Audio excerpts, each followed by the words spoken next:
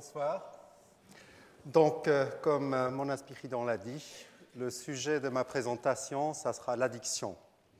Et je vais vous donner quelques arguments qui soutiennent l'hypothèse que l'addiction est une maladie du cerveau qui usurpe les mécanismes d'apprentissage et de mémoire.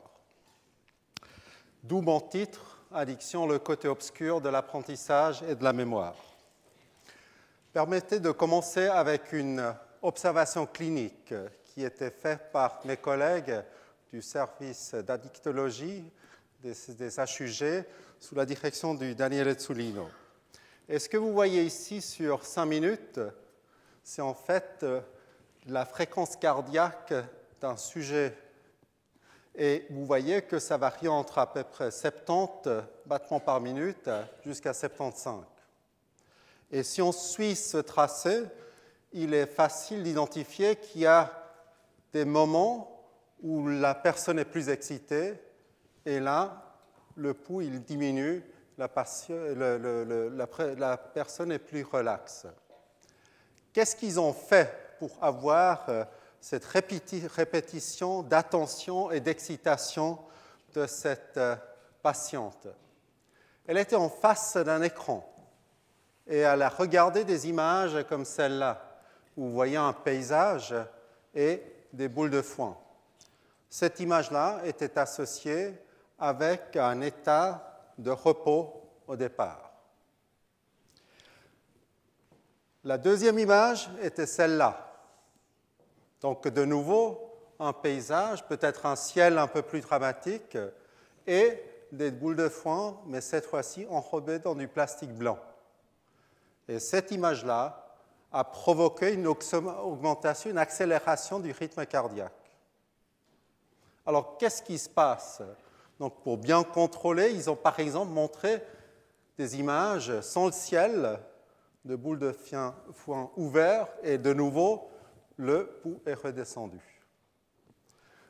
Donc, en résumé, à chaque fois que ces boules de foin étaient enrobées de plastique blanc, ça crée une excitation de la patiente.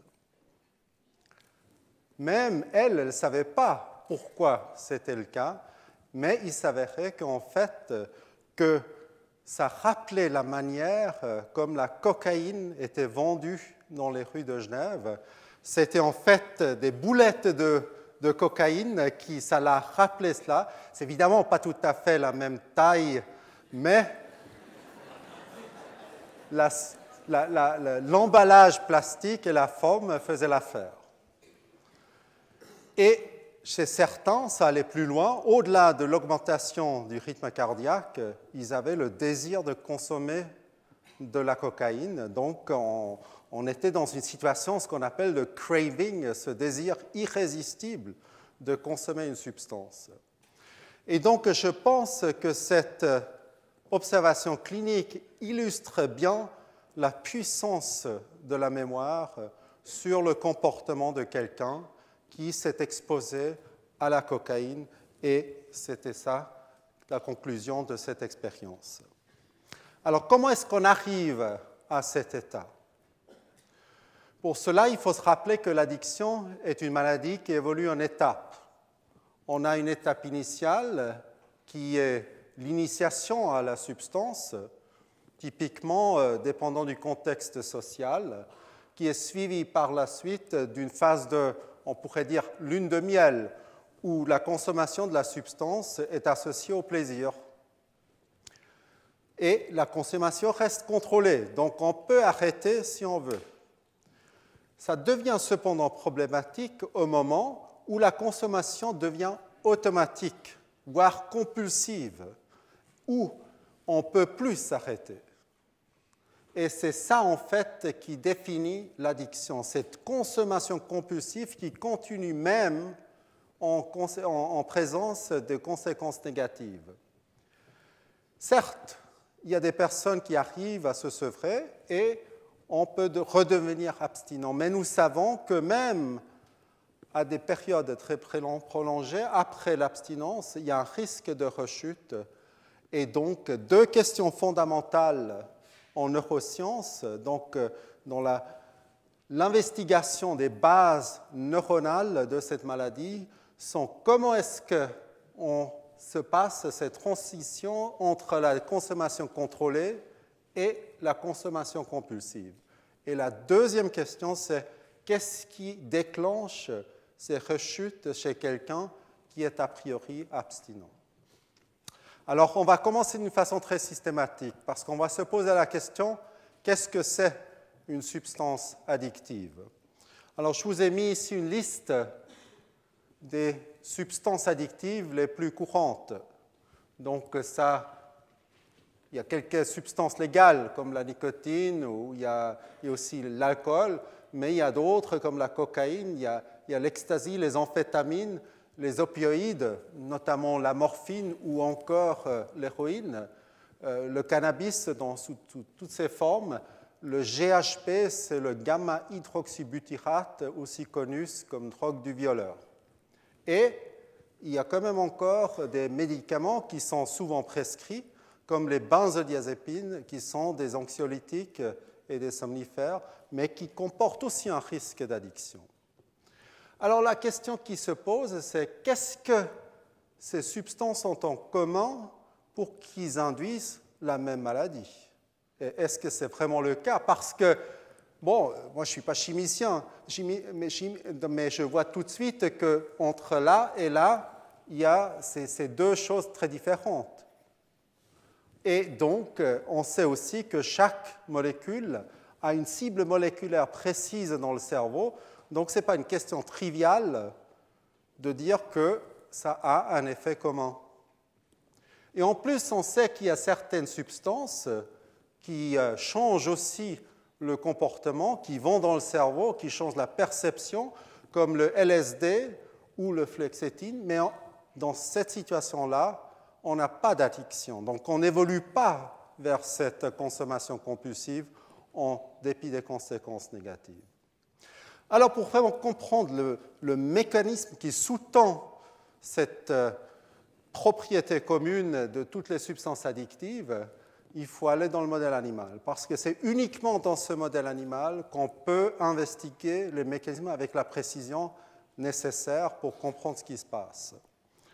Alors, ce qu'on peut faire, par exemple, on peut montrer qu'une souris arrive à s'auto-administrer la cocaïne. Donc, si elle appuie ce levier-là, il y a une chose qui se passe, c'est qu'il y a une lumière qui apparaît et en même temps, elle reçoit une injection de cocaïne. Et c'est quelque chose qui renforce la recherche de cette cocaïne. Donc, le simple fait de recevoir cette cocaïne ici, quand on appuie sur le levier, ça fait que la souris refait le même geste. Donc, je vous ai montré ça ici. Une substance contrôle, donc une substance qu'on appelle saline, c'est un peu de sel, ça suscite pas d'intérêt. Et donc, la souris, même si elle est peut-être un peu curieuse dans un premier temps parce qu'il y a ce levier, elle va l'appuyer, mais après quelques jours, elle perd l'intérêt, et puis après 10 jours, plus aucune action au levier. Donc ça contraste avec cette situation-là où on a la cocaïne qui est administrée à chaque fois qu'elle appuie le bon levier. Donc il y a aussi un deuxième levier pour qu'elle arrive à faire la distinction des deux. Et vous voyez que la souris continue à faire ça, même si la tâche devient un peu plus dure, et elle doit appuyer 2 fois pour recevoir une injection. C'est ce qu'on appelle le FR2, et elle continue à faire ça. Et là, on devine déjà qu'elle développe une espèce de pattern pour s'injecter les doses dont elle a besoin. Où est-ce qu'elle va, cette cocaïne, quand elle l'injecte? On sait que ça se joue dans une toute petite structure du cerveau que je vous montre ici sur une coupe sagittale, donc le long de l'axe nez-nuque. Là, vous voyez qu'il y a le tronc cérébral et dans ce tronc cérébral, il y a ce qu'on appelle l'aire tegmentale ventrale ou la VTA. Et dans cette VTA-là, il y a des cellules qui produisent la dopamine et qui projettent vers d'autres structures, le cortex, l'écorce cérébrale, et une autre structure qui est très importante dans ce contexte, qui est le noyau accumbens. Alors, pour comprendre comment les substances agissent au niveau de ce centre de récompense, il faut le dessiner un peu plus grand. Donc, c'est un schéma très simple. On a, dans cette aire tegmentrale que j'ai agrandi ici, donc deux types de cellules. Il y a les cellules dont on a déjà parlé, des cellules de projection qui sont faites, libèrent la dopamine, et il y a d'autres cellules qui produisent une autre substance qu'on appelle le GABA, et ce GABA est une substance qui inhibe cette cellule de projection. Et avec ce schéma très simple, on peut très bien comprendre ce qui se passe. Il y a par exemple un groupe de substances comportées de cocaïne, amphétamine, ecstasy, qui ciblent le système de recyclage de la dopamine. Parce que la dopamine, c'est quelque chose qui, entre guillemets, coûte cher au cerveau à produire. Donc, il y a un système avec de recaptage une fois libéré pour réutiliser la dopamine.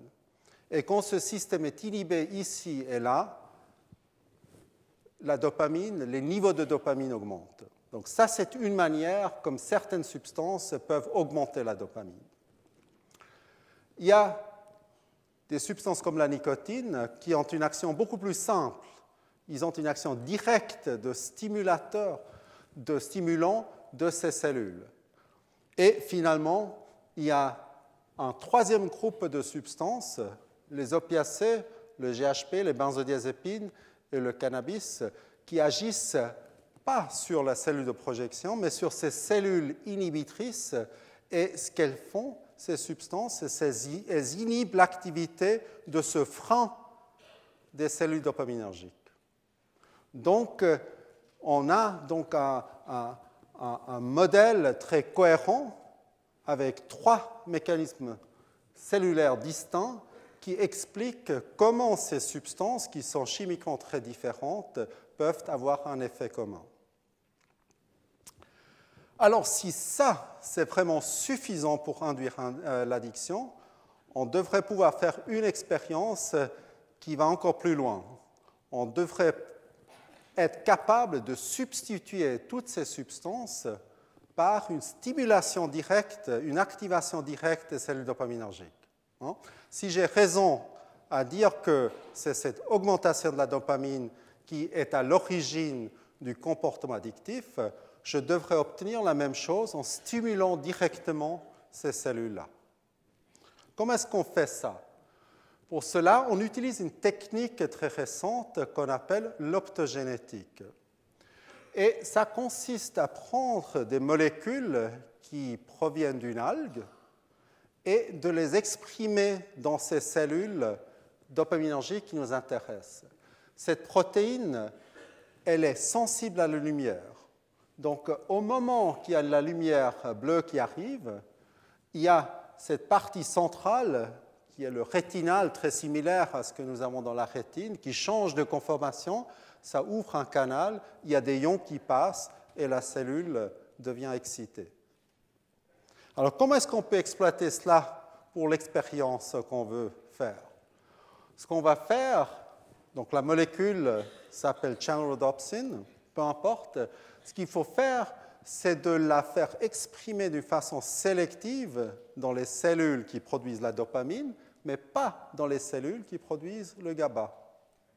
Et quand on arrive ensuite avec une fibre optique, vous pouvez à chaque fois qu'il y a la lumière bleue qui arrive, stimuler ces cellules dopaminergiques sans toucher les cellules GABAergiques.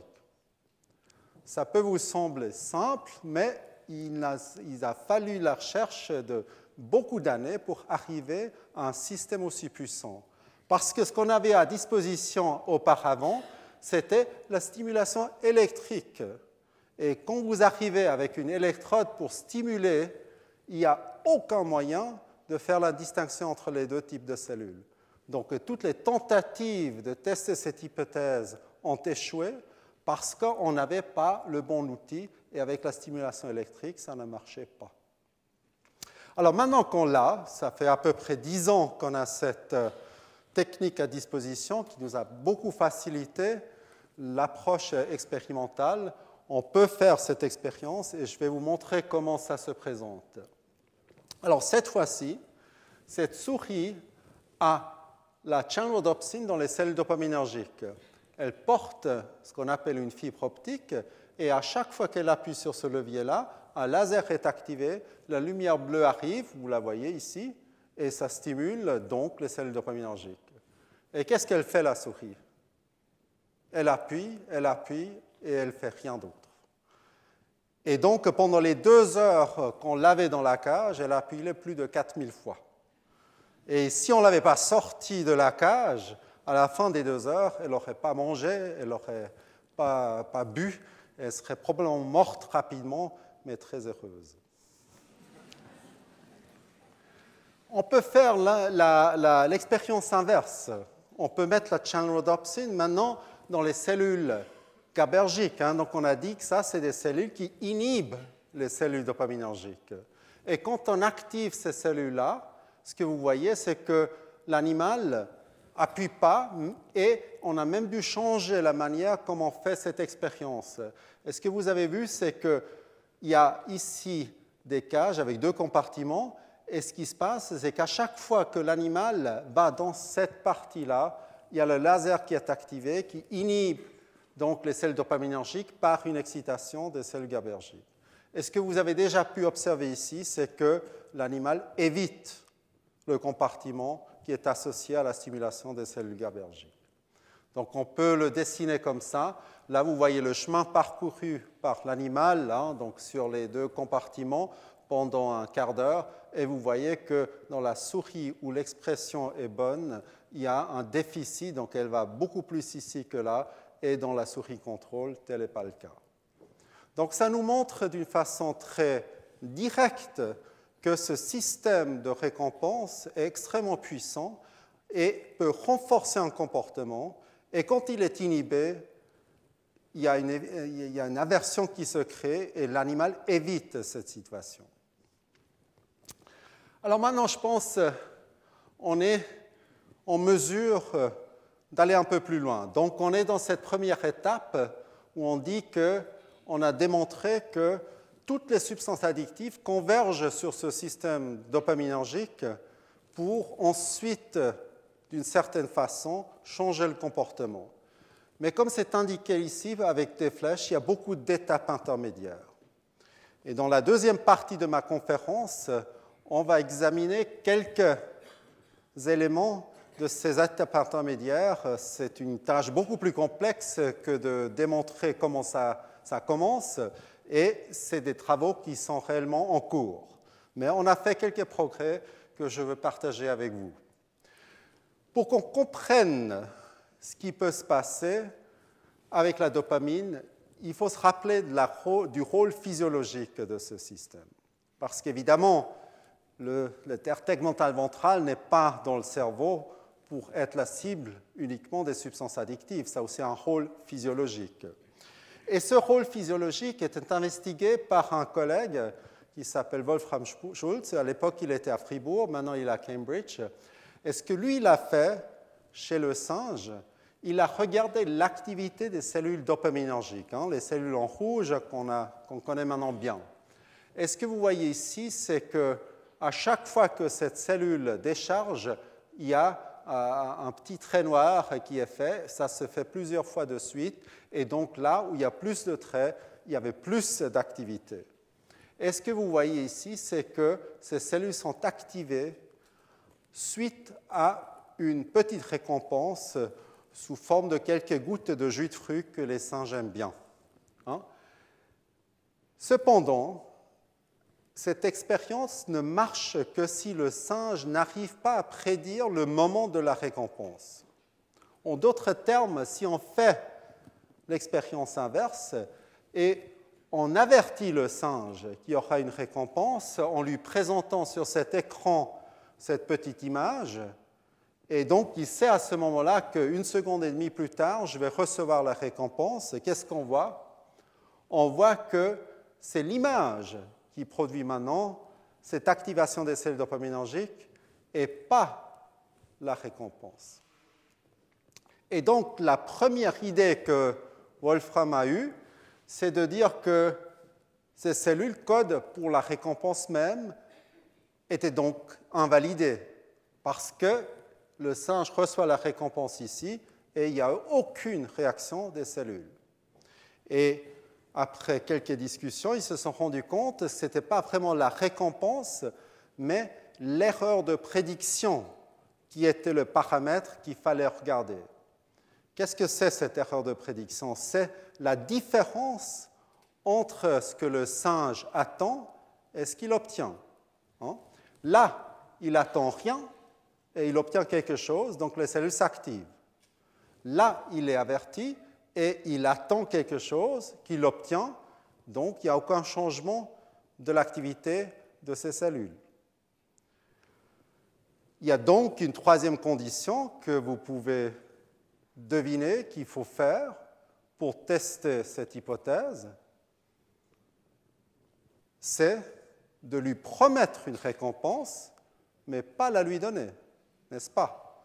Et à ce moment-là, vous devriez avoir une inhibition de ces cellules dopaminergiques. Alors, il a évidemment fait cette expérience, et donc là, la promesse de la récompense, pas de récompense, et ce que vous voyez ici, les cellules s'arrêtent. Okay?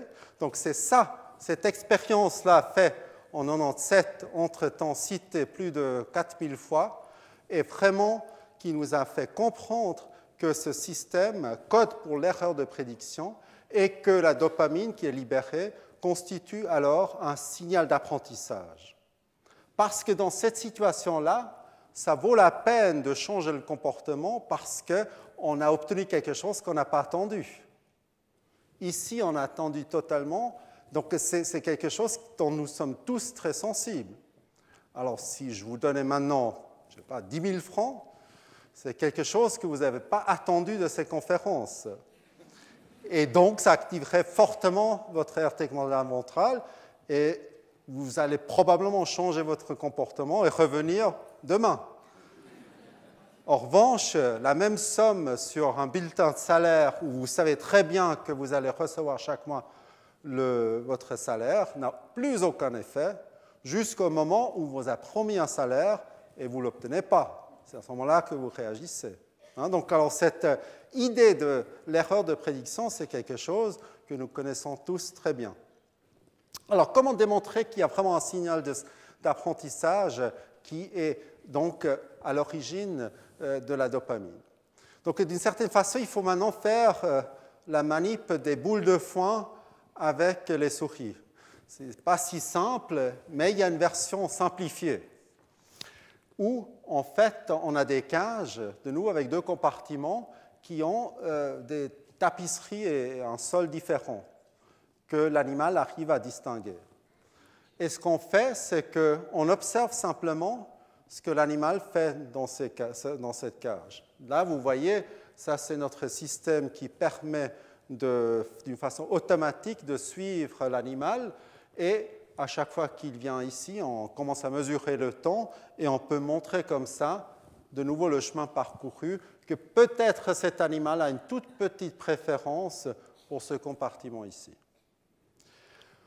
On peut ensuite mettre une cloison, donc ce que vous voyez ici, donner une injection de cocaïne et forcer l'animal à rester dans cette partie pendant une demi-heure.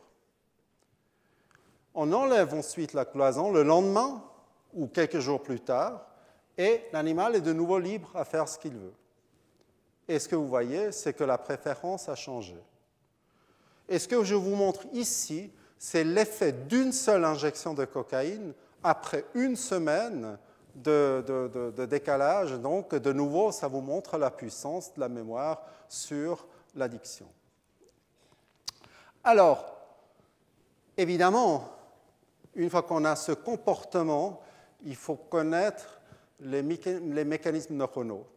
Et la manière comme nous faisons cela, c'est qu'on regarde au niveau des tranches de cerveau. On s'intéresse à la communication cellulaire entre deux neurones parce qu'on sait c'est là qu'il y a la mémoire, c'est là qui a l'origine du changement comportemental.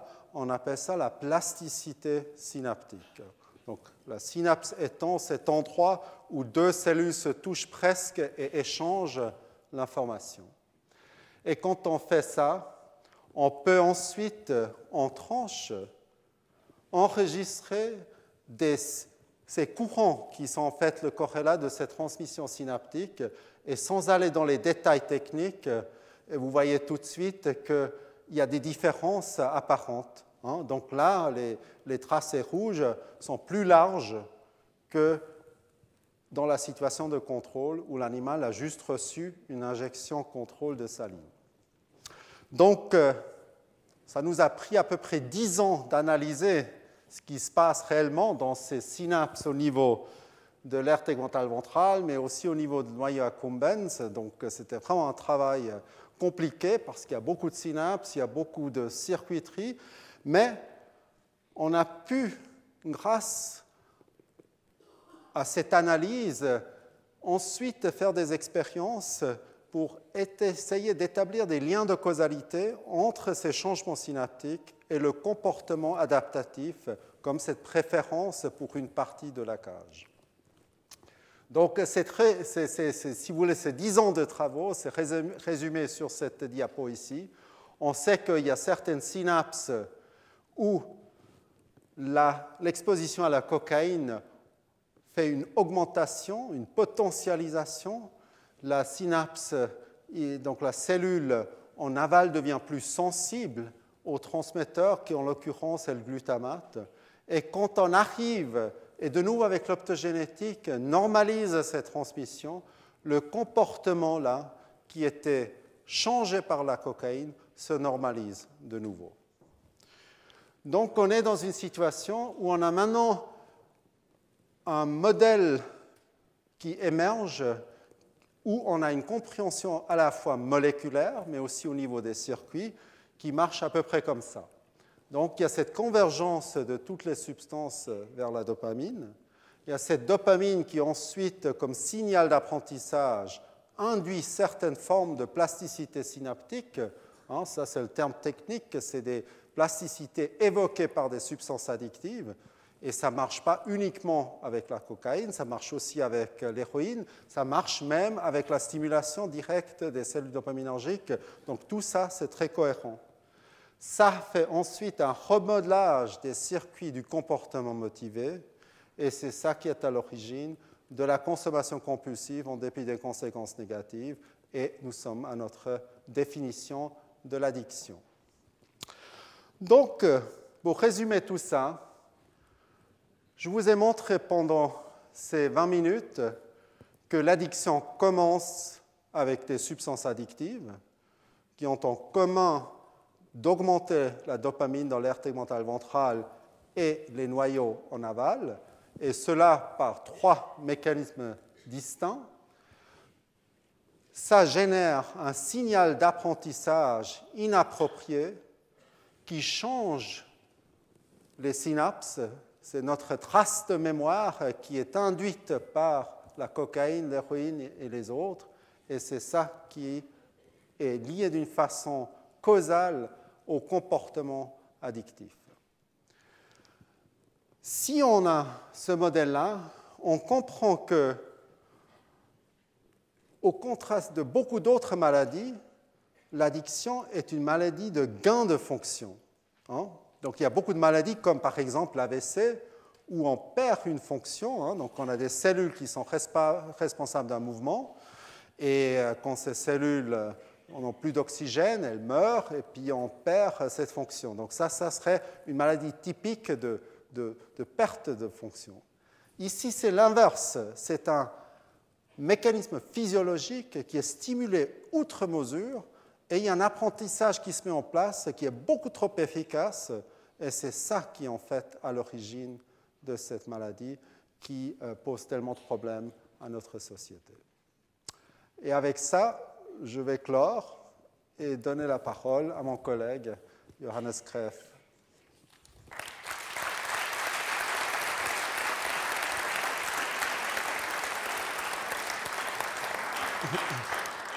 Merci beaucoup à Christian Lucher pour cette très intéressante introduction à l'addiction. Alors, donc la prochaine présentation sera donnée par Johannes Greef. Johannes Greef est professeur assistant à l'École polytechnique fédérale de Lausanne. Son domaine de recherche est la meilleure compréhension de l'apprentissage et la mémoire, avec un intérêt particulier pour les mécanismes moléculaires dans le cerveau. Et donc ce soir, il va nous parler des mémoires traumatiques.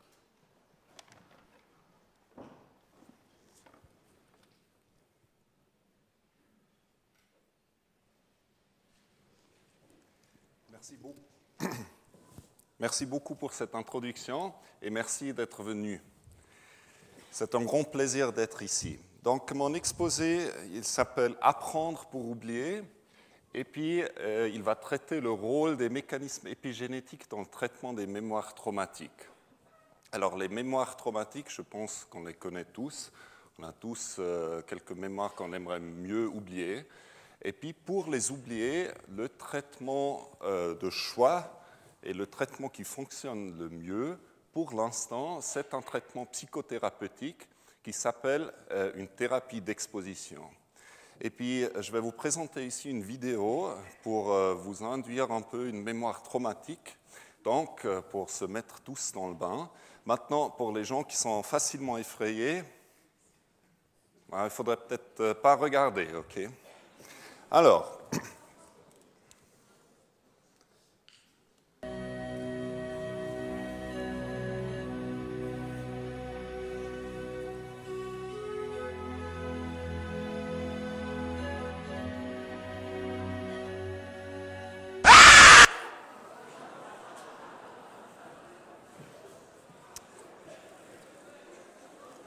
voilà, petite mémoire traumatique.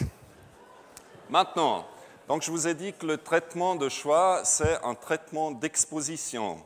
Donc regardons ce que fait ce traitement.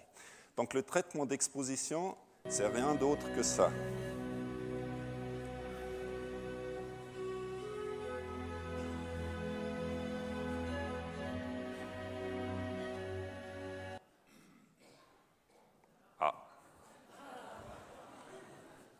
Donc, effectivement, c'est vraiment ça. Donc, on fait une exposition au contexte dans lequel on a été exposé au trauma, au stress et à la peur, sans induire à nouveau la peur.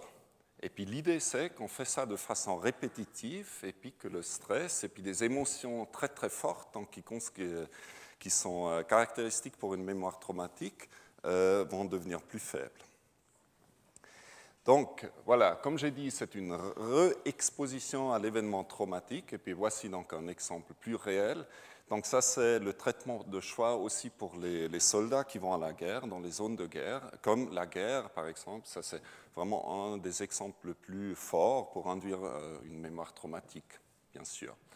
Donc, cette réexposition peut se faire de façon réelle. Donc, si on a peur, par exemple, des hauteurs, on va être exposé à une hauteur par la tour Eiffel, par exemple, et on risque de tomber, mais on ne va pas tomber. Puis là, l'idée, c'est par cette réexposition, on va se calmer face à une situation comme ça. Donc, ça peut se faire de façon réelle ou alors par la réalité virtuelle. Donc, ça, c'est l'exemple ici. Donc, vous voyez un soldat qui porte des lunettes, qui l'induit donc dans une de ces réalités virtuelles. Il voit une scène qui ressemble au combat qu'il a dû faire. Et puis, mais bien sûr, dans cette réalité virtuelle, il ne va pas voir son copain mourir. Donc, par ce fait, l'idée, c'est que vraiment la peur diminue et puis le stress de la mémoire diminue.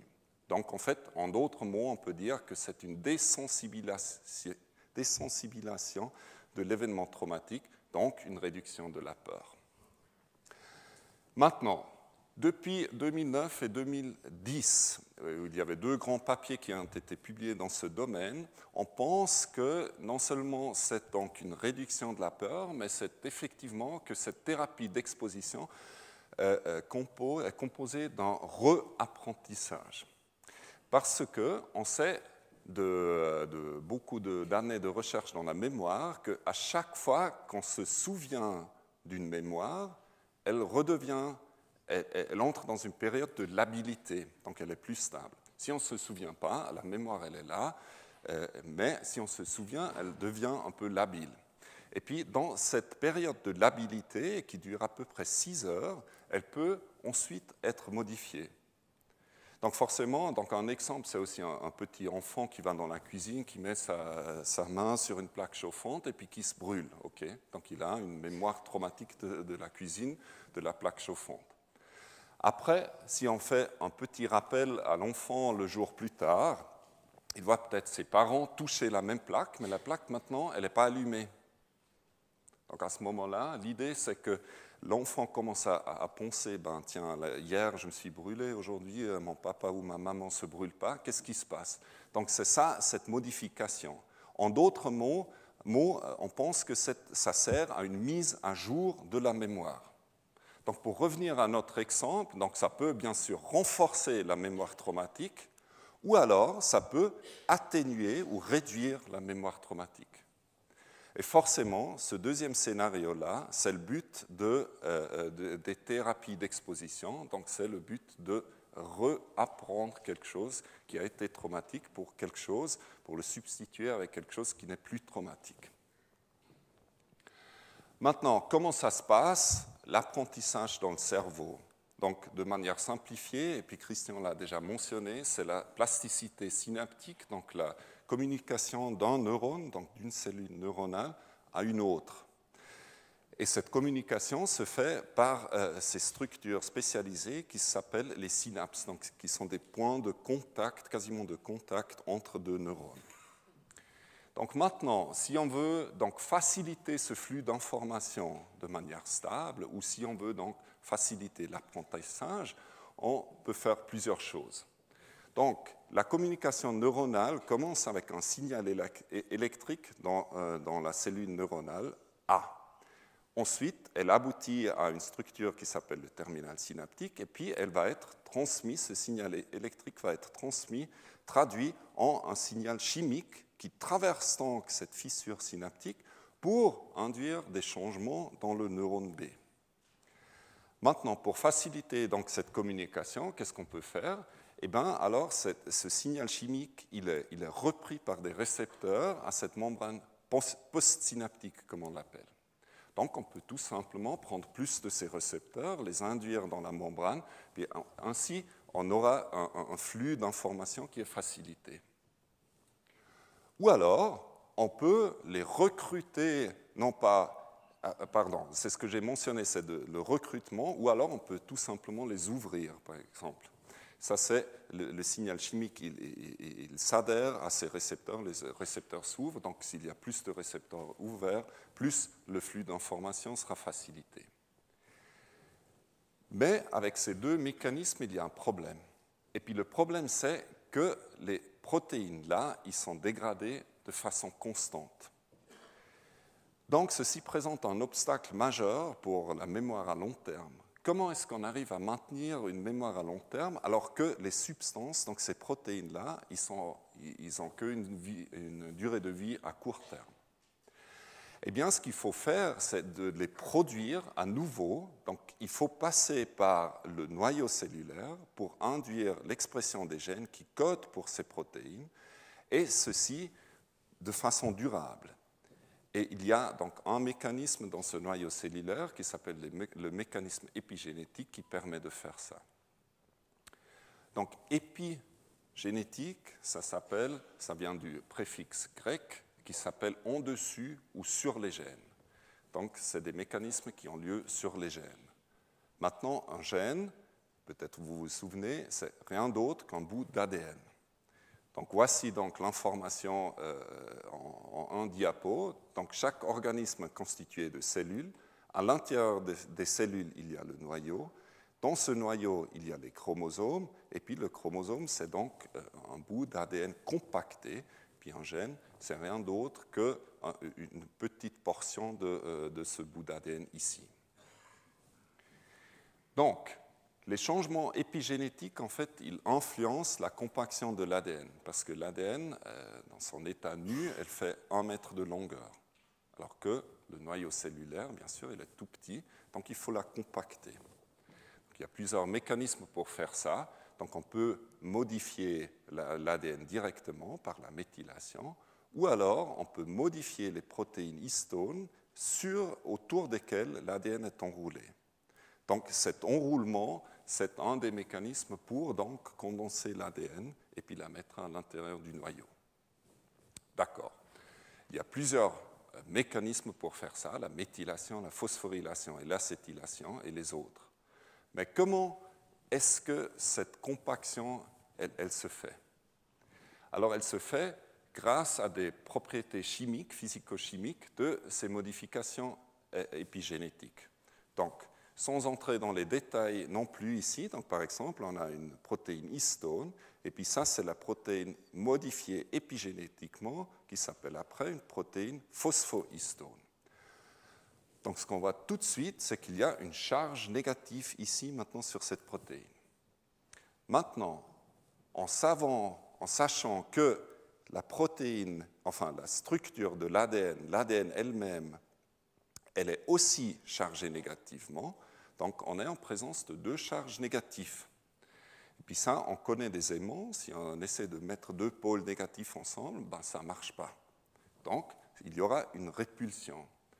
Et donc, cette répulsion de l'ADN, et les protéines histones, va ouvrir l'ADN et puis va la rendre accessible à la transcription, donc pour que les gènes puissent être actifs et peuvent être lus. En contraste, donc, l'ADN peut être fermé et non accessible s'il y a d'autres modifications génétiques, et à ce moment-là, les gènes ne sont plus actifs et ne peuvent pas être lus. Donc, pour revenir au cerveau, donc, c'est plutôt ce scénario-là qui va donc permettre ce flux d'informations de façon stable, parce que donc il faut la production de protéines et puis il faut passer par l'expression des gènes. Donc plus, de façon très simple, plus on a l'ADN ouvert, plus ça va permettre ce flux d'informations. D'accord. Donc maintenant, la question que nous, on s'est posée dans ce projet, c'est est-ce qu'il y a une participation de ces mécanismes épigénétiques aux mémoires traumatiques?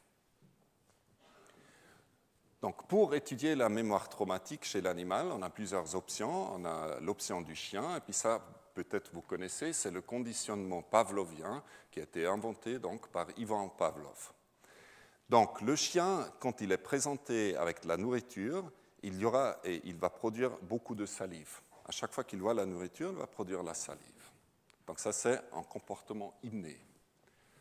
Maintenant, si on sonne une petite cloche et puis on présente ça au chien, il n'y a rien qui va se passer. Le chien, il s'en fout. Par contre, si on présente les deux en même temps, bien sûr, vu qu'il y a la nourriture, le chien va produire de la salive, okay, et après, si on fait ça plusieurs fois ensemble, au bout d'un moment, il va aussi réagir avec une production de salive si on sonne uniquement la cloche. D'accord. Ça, c'est chez le chien. Nous, on ne travaille pas avec le chien, on travaille avec la souris. Donc, on peut faire une chose similaire. Ça s'appelle le conditionnement de la peur. Donc, on peut donner un choc électrique à la souris, un choc électrique pas trop fort à la souris, et puis la souris, forcément, va réagir avec la peur. Si on présente une pièce de musique à la souris, ben, elle ne réagit pas du tout parce que, voilà, elle n'en a rien à foutre. OK. Maintenant, si on présente les deux, la musique et le choc, ce qui va se passer, c'est que si après on présente uniquement la musique, la souris va réagir avec la peur. Et puis chez la souris, la peur se manifeste comme ça. Donc elle va complètement arrêter n'importe quel mouvement, sauf la respiration. Et puis ce arrêt, ça s'appelle le freezing, et puis ça on peut mesurer. Donc plus on observe le freezing, plus l'association entre la peur et le son ici a été fait, et donc mieux c'est l'apprentissage et mieux c'est la mémoire. Donc, c'est ce que nous avons regardé, donc, et puis nous, la question qu'on s'est posée, s'il y a une contribution des mécanismes épigénétiques dans la mémoire traumatique, on a testé la mémoire traumatique chez la souris à court terme et puis à long terme, 1 jour et 30 jours. Une mémoire à 30 jours chez la souris, c'est vraiment une mémoire à long terme. On a regardé dans le cerveau, plus précisément dans l'hippocampe, c'est une région du cerveau importante pour l'apprentissage. Et ce qu'on a fait, c'est qu'on a fait des coupes de cerveau et puis on a visualisé ces protéines, ces changements épigénétiques. Ça, c'est la structure de l'hippocampe, une partie de l'hippocampe, et ça, c'est une de ces protéines histones qui ont été épigénétiquement modifiées. Donc maintenant, ce qu'il faut regarder, c'est l'intensité de la couleur rouge. Plus cette intensité est forte, plus il y a de ces protéines épigénétiquement modifiées. Donc ça, c'est le cas de la souris naïve qui n'a rien appris et qui n'a pas été soumise au test. Maintenant, pour la mémoire à 1 jour, donc à court terme, on observe plus de rouge. Donc ça veut dire qu'effectivement, 1 jour après avoir appris quelque chose, la souris présente un changement épigénétique dans le cerveau. Par contre, dans la même structure du cerveau, à 30 jours, on ne voit pas cette augmentation de la couleur rouge ici. Donc, plutôt, on voit que la mémoire à 30 jours ressemble à pas de mémoire du tout, en tout cas dans cette région du cerveau. Donc, ça veut dire qu'une mémoire à long terme, ça correspond à un état naïf de non-apprentissage. Et maintenant, comment est-ce que ces changements épigénétiques sont régulés? Donc pour ceci, on a regardé une enzyme épigénétique qui s'appelle l'histone déacétylase 2, parce qu'on savait qu'elle constitue un frein moléculaire de la mémoire. Ça, on savait des études précédentes. Et donc, elle réduit l'acétylation des histones. Et ce qu'on a observé maintenant, dans notre cas, c'est qu'elle réduit l'acétylation des histones sur des gènes qui sont importants pour le réapprentissage des mémoires traumatiques, et ce qui fait que la chromatine, enfin l'ADN, sera plus compact. Donc, moins de gènes qui sont importants pour cette plasticité synaptique peuvent être exprimés, et donc moins de capacité de la mémoire d'apprentissage, la souris est là. Et cette compaction de l'ADN, elle est plus prononcée, plus la mémoire est mature. Donc, à long terme, on a plus de compaction de la chromatine. Donc maintenant, la question c'est comment les souris réagissent-elles à une thérapie d'exposition? Donc on peut aussi faire ça, une thérapie d'exposition, comme dans la petite vidéo que je vous ai montrée. Donc on remet la souris dans la petite box où elle était choquée, sans le choc. Donc au bout d'un moment, elle devrait commencer à oublier cette mémoire. Donc on a fait le conditionnement, on a attendu 30 jours ou 1 jour pour la mémoire à long terme et à court terme. On a fait le rappel, et puis après, on a procédé à cette extinction de la mémoire. On a fait les tests de freezing au rappel pour nous indiquer comment est-ce que la mémoire a été formée, après l'extinction, et puis aussi 30 jours encore plus tard pour mesurer la résurgence de la peur, la réémergence de la peur, pour voir si cette extinction elle a été stable.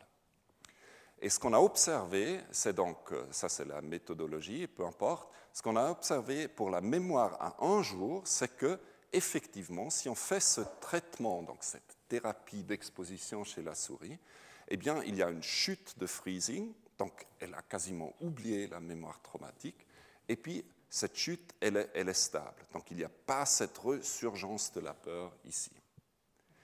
Par contre, pour la mémoire à long terme, donc elle est un peu moins prononcée à 30 jours, mais il n'y a pas de baisse de ce comportement de freezing, donc pas de chute de la mémoire. Donc la souris, elle se souvient toujours de la mémoire traumatique.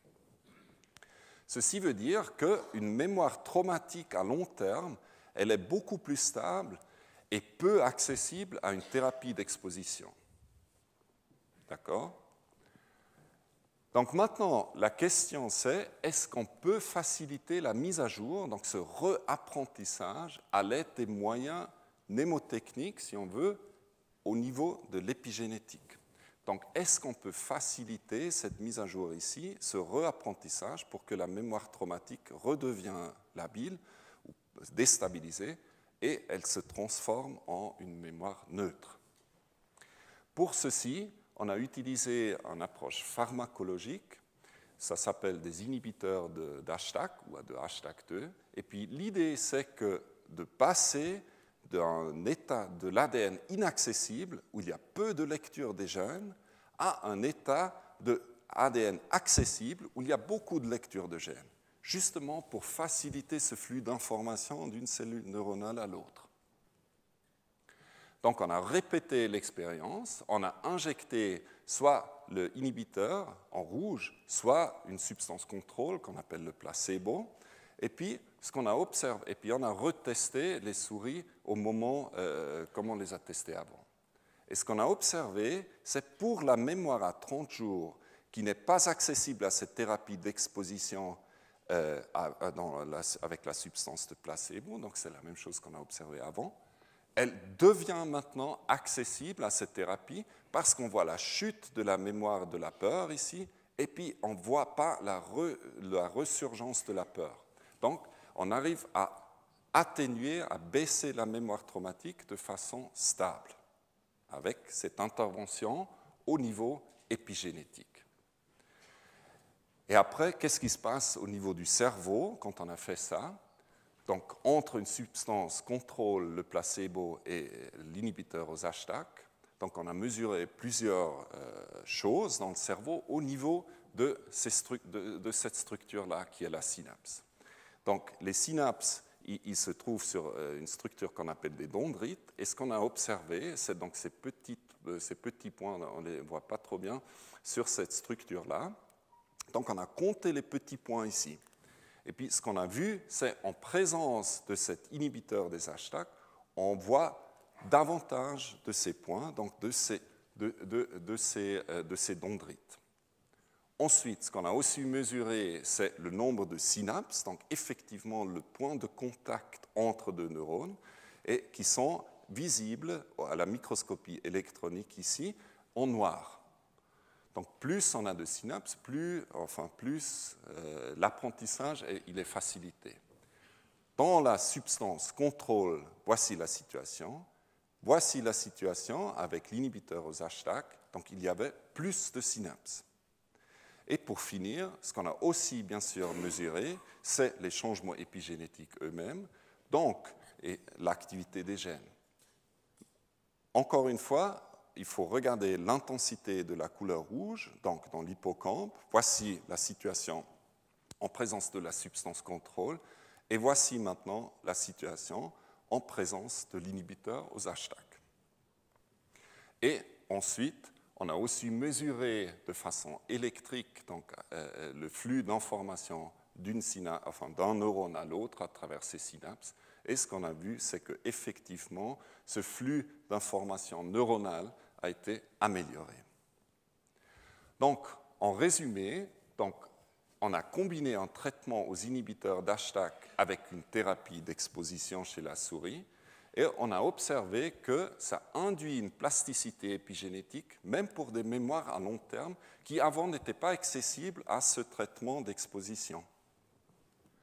Ça induit l'expression des gènes importants pour le réapprentissage, ça augmente la plasticité synaptique, ou autrement dit la neuroplasticité, ça permet de réapprendre même des mémoires traumatiques à long terme, et ça pourrait donc constituer une approche épigénétique pour apprendre à oublier, en tout cas chez la souris. Maintenant, la question c'est, est-ce que ça a lieu aussi chez l'homme? On ne le sait pas encore, mais à peu près en même temps que nous, on avait fait cette étude, il y avait une autre étude d'un groupe japonais. Ils ont utilisé un autre inhibiteur d'HTAC qui s'appelle l'acide valproïque, et ils ont vu que même chez l'homme, des participants, des étudiants qui étaient des volontaires pour participer là, ça avait facilité l'extinction de la peur. Donc, ceci, bien sûr, reste à suivre dans le futur. On ne saura jamais qu'est-ce qui va se passer dans le cerveau de ces humains, parce qu'on ne pourrait pas les sacrifier après l'extinction de la peur. Mais il se pourrait que voici, on est en présence d'une autre approche pour traiter les mémoires traumatiques, et cette approche constitue donc une approche épigénétique. Et avec ceci, j'aimerais bien vous remercier de votre attention et d'être venu, et puis bien sûr aussi les sponsors qui ont facilité cette recherche. Merci beaucoup. Alors j'invite nos intervenants à prendre place ici, et puis on va prendre donc des questions. On a 2 personnes qui ont des micros, donc attendez que la personne vienne vers vous pour poser la question.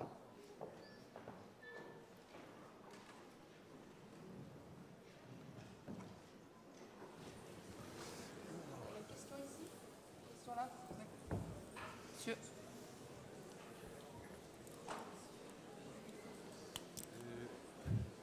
Dans quel noyau de la mémoire se passe ce que vous venez d'exposer? Mettez bien le micro devant la bouche, oui. Il y en a 14 noyaux qui permettent une mémoire générale. Ce que vous avez expliqué, ce phénomène synaptique, de transmission synaptique, où se trouve principalement? Quel est, par exemple, le rapport des noyaux amygdaliens ou les amygdales ou les noyaux singulaires? Donc vous dites qui sont des régions du cerveau où voilà. C'est pas ça. Donc je pense que la question c'était où les observations qu'on a faites, dans quelle région du cerveau on les a fait. Donc on s'est concentré sur cette structure qui s'appelle l'hippocampe, parce que l'hippocampe il est important pour l'apprentissage des mémoires contextuelles, donc, ou mémoire spatiale. Donc dans cet auditoire, par exemple, mon hippocampe, votre hippocampe, il est activé parce que c'est un auditoire qu'on ne connaissait pas avant. Par contre, et ce qui est aussi vrai, c'est que pour la mémoire à long terme, il y a des régions dans le cortex cérébral qui deviennent importantes. Mais on savait, des études qui ont été publiées avant nous, que l'hippocampe il est aussi impliqué dans ce réapprentissage de la mémoire. Mais bien sûr, on n'a pas regardé partout dans le cerveau. Je ne sais pas où est l'autre personne avec les micros. Où est-ce qu'on en est? Ah, là, ici, monsieur, oui. Merci. Alors, je m'adresse au deuxième conférencier. Que pensez-vous par rapport à ce que vous avez expliqué du scénario de Orange Mécanique?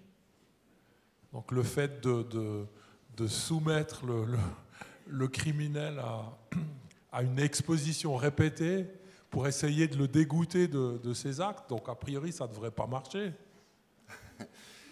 Alors oui, a priori, ça ne devrait pas marcher parce que les mémoires à long terme sont plus stables que les mémoires à court terme. Et puis c'est effectivement le problème de la PTSD, par exemple. Le trauma, assez souvent, il a lieu dans la jeunesse, par exemple, dans les enfants qui sont très vulnérables. Donc, d'où l'importance de ces études à long terme pour vraiment comprendre ce qui se passe. Donc, ce qu'on a pu montrer, c'est effectivement, avec juste une thérapie d'exposition, puis il y a d'autres études qui ont déjà montré ça, une mémoire à long terme, elle est trop stable pour être modifiée. Donc, il faut intervenir avec des traitements pharmacologiques pour faciliter cet réapprentissage. Donc c'est ce qu'on pense aujourd'hui, pas seulement moi, mais dans le domaine de recherche de ce que je fais. Ouais. Voilà. Des questions? Oui, madame? Oui, une toute petite question. Pour un humain, une mémoire à long terme, à partir de combien d'années on peut parler de mémoire à long terme? Oui. Est-ce que c'est 10 ans? Donc la question c'est, à partir de combien d'années on parle de mémoire à long terme? Oui. Ça dépend de la publication que vous avez devant vous. Ça dépend des auteurs. Mais normalement, donc chez la souris, on parle déjà d'une mémoire à long terme après quelques jours. Donc chez l'humain, on parlerait d'une mémoire à long terme après quelques mois à peu près. Ouais. Des autres questions? Ah, là-haut, tout en haut, là. Monsieur là-haut. Il faut aller. Hein.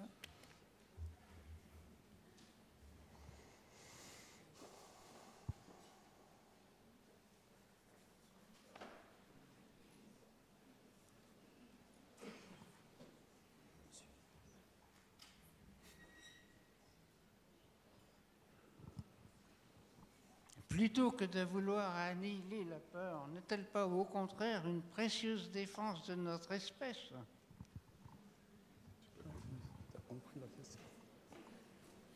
J'ai pas compris, on n'a pas compris. Pourquoi est-ce qu'on veut éradiquer la peur alors que c'est un aspect important de notre survie, en fait, la peur?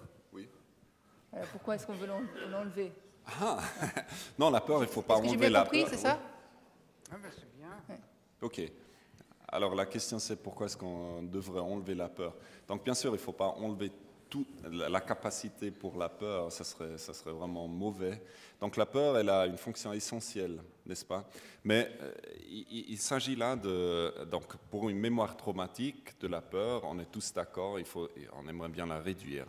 Mais maintenant, la peur, par exemple la mémoire de la peur, donc si elle est trop forte, trop stable, elle augmente le stress au niveau corporel et puis ça peut nous rendre malades. Donc un des symptômes des mémoires traumatiques, c'est aussi la dépression. Donc on devient dépressif si on a trop peur d'une situation quelconque, on essaie de l'éviter, cette situation, et dans ce cas, donc, effectivement, il y a beaucoup d'intérêt pour réduire la peur. Voilà, une question, madame? Oui. Attendez, le micro arrive. Oui, c'est les autres qui n'entendent pas après, sinon.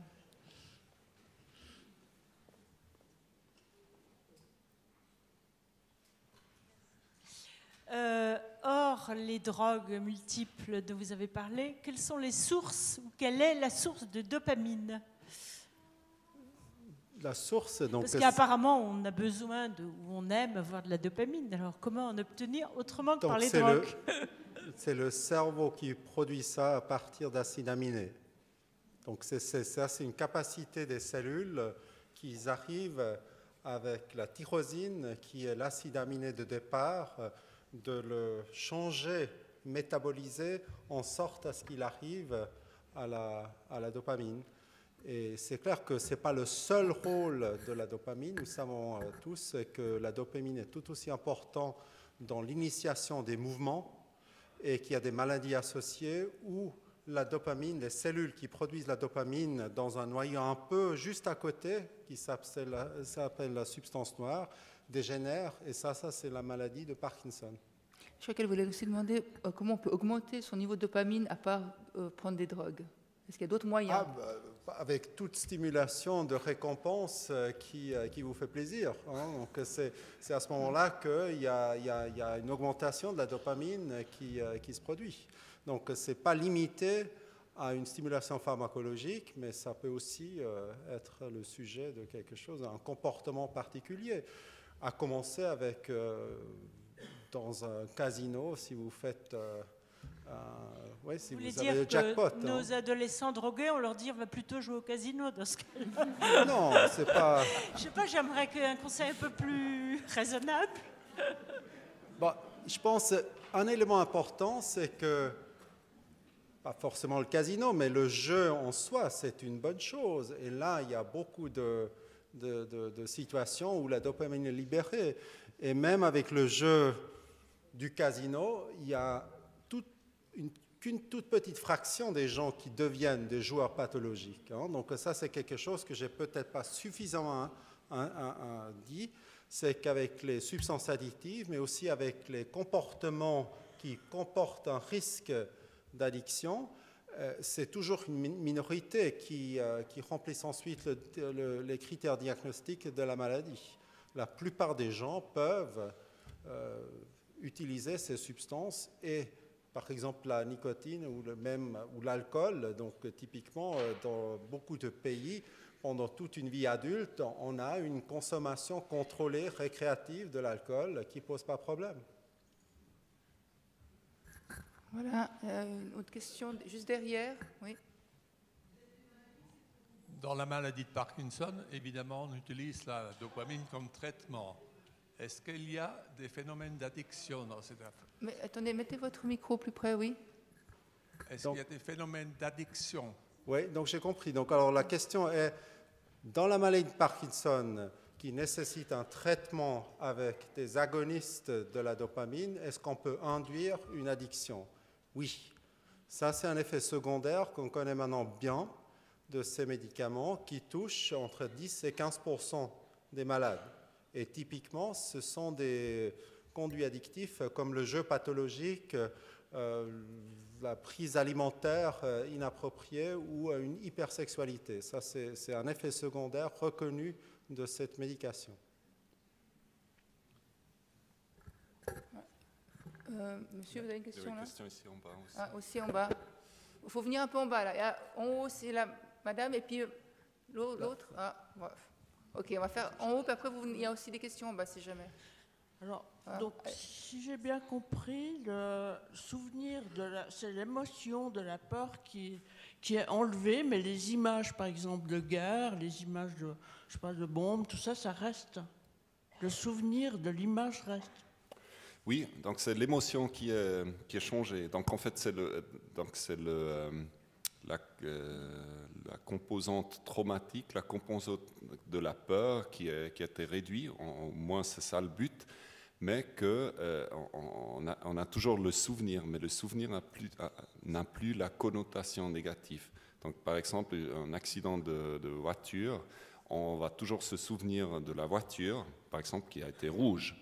Maintenant, l'idée, c'est de ce traitement qu'il ne faut pas avoir peur de chaque voiture rouge, que la voiture rouge en soi, il ne faut pas avoir peur de ça, mais donc que c'était uniquement dans cette situation très particulière, et donc qu'on arrive de nouveau à traverser la rue sans avoir peur de chaque voiture.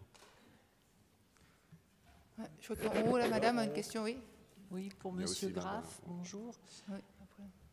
Je voulais savoir si vous pouvez nous expliquer le mécanisme quand il y a un traumatisme qui a été vécu dans l'enfance et qui est enfoui dans la mémoire, qui se réactive à l'âge adulte.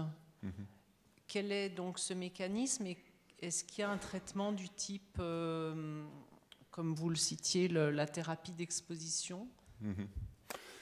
Alors le mécanisme de ces flashbacks, on les comprend pas trop bien. Donc ça c'est d'autant plus prononcé pour des mémoires à très très long terme, donc les mémoires traumatiques qui commencent dans la jeunesse.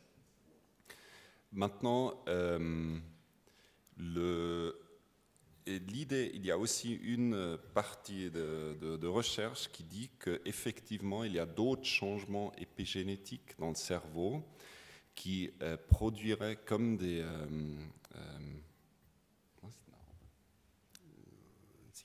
cicatrices, des cicatrices dans le cerveau. Mais par contre, donc ça c'est un terme psychologique qu'on utilise, cicatrices dans le cerveau, depuis 200 années. Mais on a trouvé depuis 2004 qu'effectivement il y a des changements épigénétiques très très stables, mais qui donc réduiraient la capacité de ce réapprentissage qu'il faut pour traiter les mémoires traumatiques. Donc ça, c'est une explication, mais sinon, comment fonctionnent les flashbacks, on ne le sait pas. Voilà, monsieur, une question ici. Et... Non, ça marche. Ça marche. Oui, allez-y. Oui. Non. Bon, alors, non, plus près du micro. Avec quel succès ou échec on utilise les placebos dans ce monde de traumatisme? Avec quel succès ou échec en général et dans ce domaine spécial des traumatismes? Est-ce que ça pourrait aider les placebos? Donc l'effet placebo sur les traitements traumatiques, vous dites. Oui. Est-ce qu'il y a un effet placebo sur les traitements traumatiques? Oui, avec quel succès? C'est une très bonne question dont j'ignore la réponse. Donc je ne sais pas, effectivement. Je ne sais pas. Oui, là-haut. Je voulais vous demander comment vous expliquez les phénomènes sur la mémoire post-traumatique des techniques des MDR et des FT. Est-ce que vous pouvez répéter encore une fois? Je voulais vous demander comment vous expliquiez sur la mémoire traumatique l'effet des techniques comme les MDR et les FT qui aussi enlèvent la peur ou les souvenirs traumatiques. vous parlez d'inhibiteurs chimiques, mais il y a des techniques avec les mouvements oculaires qui semblent avoir un impact important sur des personnes qui ont vécu des chocs post-traumatiques dans l'enfance et qu'on peut retravailler dans l'âge adulte. Est-ce que vous avez une explication sur le mécanisme de l'EMDR ou de l'EFT? Donc, on pense de façon très simple que c'est les mêmes mécanismes. Donc, ça induit, donc, depuis ces papiers en 2009-2010, on pense qu'effectivement, un traitement efficace, ça va toujours attaquer la mémoire et non pas l'émotion. Donc, ça va vraiment changer la mémoire et pas l'émotion qui est associée. Il y a d'autres traitements qui essaient uniquement de bloquer la réponse émotionnelle, mais qui ne sont pas aussi efficaces. Donc, on pense qu'effectivement, c'est par les mêmes mécanismes. Monsieur, ici, une question. Est-ce que les phobies, comme par exemple une peur panique des araignées, sont assimilables aux mémoires traumatiques? Et si oui, est-ce qu'on peut imaginer les soigner par une thérapie d'exposition ou quelque chose d'analogue? Oui, tout à fait. Donc, ces thérapies d'exposition ne fonctionnent pas seulement pour les mémoires traumatiques induites, mais aussi pour les mémoires traumatiques innées. Par contre, on connaît, donc parce on ne sait pas par quel mécanisme, parce qu'une mémoire traumatique innée comme la mémoire d'une auteur, par exemple, c'est très très difficile à étudier chez la souris, par exemple. Par contre, chez l'homme, c'est plus facile. Donc, mais chez l'homme, le désavantage, c'est qu'on n'arrive pas à regarder dans le cerveau de façon précise. Donc, on pense que c'est la même chose, mais on n'est pas sûr. Oui, madame. Du coup, ma question, elle est partie. Je l'ai oubliée. Vous n'avez plus de questions. Alors, monsieur, voilà, je vais monsieur a une question. Oui, bonsoir. Vous avez parlé surtout de la peur. Il y a aussi des traumatismes qui sont dus à de la maltraitance, des choses comme ça. Et puis, ma question, j'ai deux questions en une. Est-ce que quand on a dans le présent quelque chose qui nous ramène à l'émotion passée, est-ce qu'il y a un système pour que cette émotion soit coupée, c'est-à-dire qu'elle ne nous rappelle pas ce passé? Et puis, est-ce que ça peut altérer la mémoire en général? Est-ce que la mémoire peut être altérée en général? Voilà.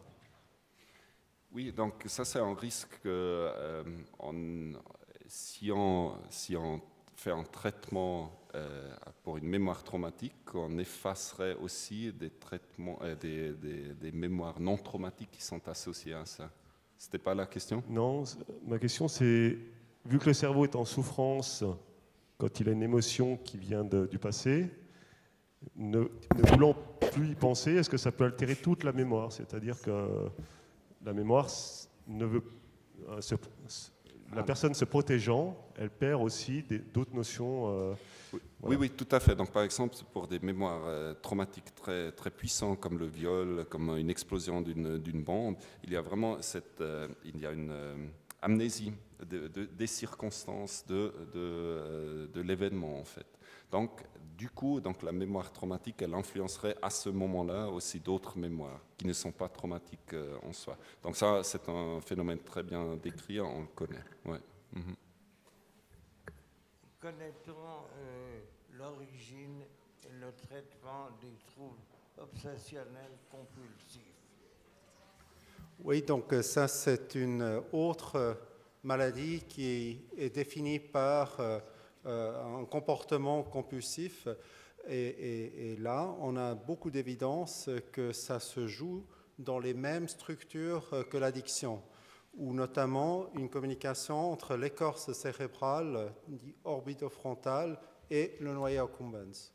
Et là, il y a de l'évidence que ça passe aussi par des changements de l'efficacité synaptique. Donc, ça fait partie de ce groupe de maladies comportementales qui sont très différents des maladies neurodégénératives.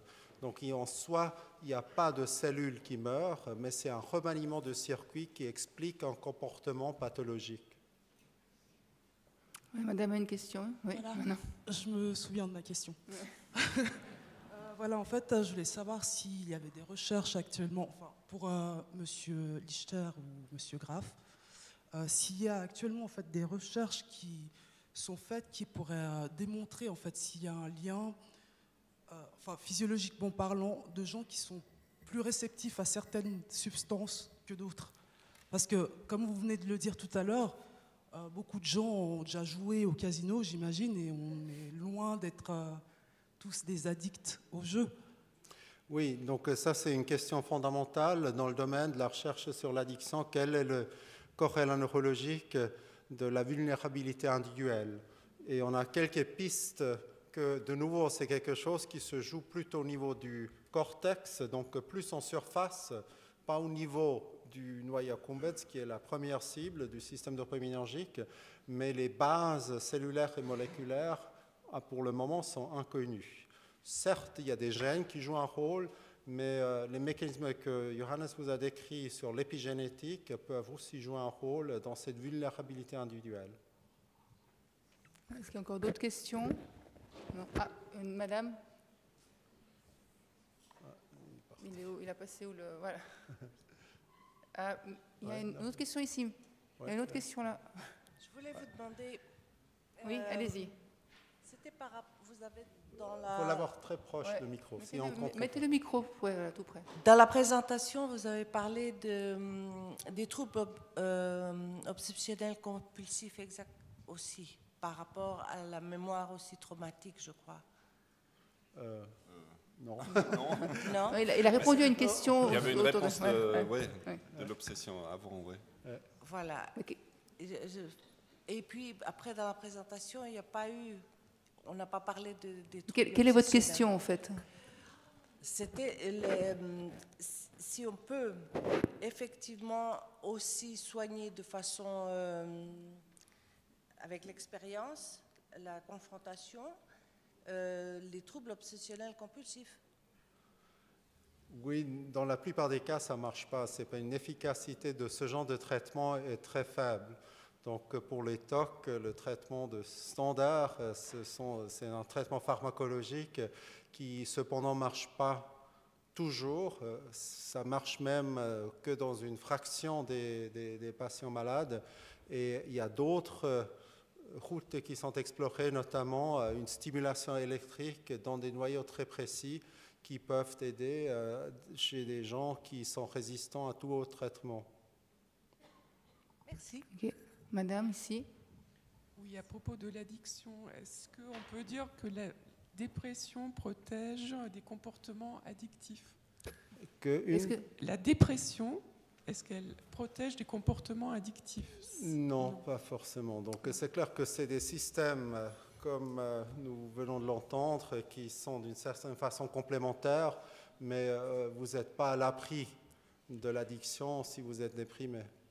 Est-ce que ça peut favoriser C'est clair qu'il y a quelques facteurs de risque, donc, comme le stress, comme l'anxiété, qui peuvent être associés, et la personnalité impulsive, ça c'est des facteurs de risque reconnus de la personnalité pour développer une addiction. Mais est-ce qu'une personne déprimée aurait tendance à peut-être plus prendre des drogues pour compenser en fait Ça, c'est tout à fait possible, qu'on utilise la drogue pour se traiter, et puis par ce biais-là, on devient accro. Quoi. Il y a une autre maladie où on prescrit des amphétamines pour le traitement, et ça, c'est la narcolepsie. Donc, il y a une maladie qui consiste dans des situations que la personne doit dormir tout de suite. Et ça, c'est traité avec des amphétamines. Et curieusement, les gens qui souffrent d'une narcolepsie ne deviennent pas accros aux amphétamines. Et on ne sait pas très bien pourquoi. Ouais. Est-ce qu'il y a encore une dernière question? Toute dernière question. Alors, madame ici, voilà. Et puis ce sera la dernière question de la soirée.